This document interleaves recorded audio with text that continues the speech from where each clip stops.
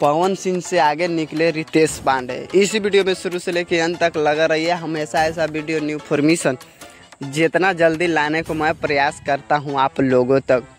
Power star Pawan Singh के रितेश पांडे के गाना आ रहा जी, धमाल और बवाल भोजपुरी इंडस्ट्री में मचा रहा। रितेश पांडे रिकॉर्ड तोड़ रहे हैं भोजपुरी में, चाहे होली में, कोई चीज़ में। देखिए रितेश पांडे अब रिकॉर्ड तोड़ने वाला माहौल बना लिए हैं और माहौल बनेगा।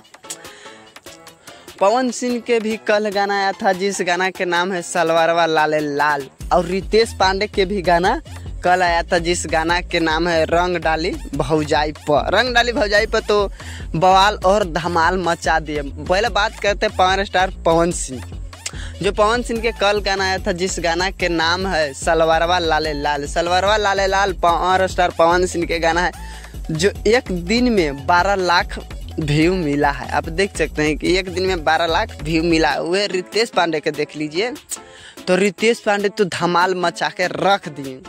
जो एक दिन में 21 मतलब 2 मिलियन धमाल और बवाल मचा के रख दिए। जो 21 लाख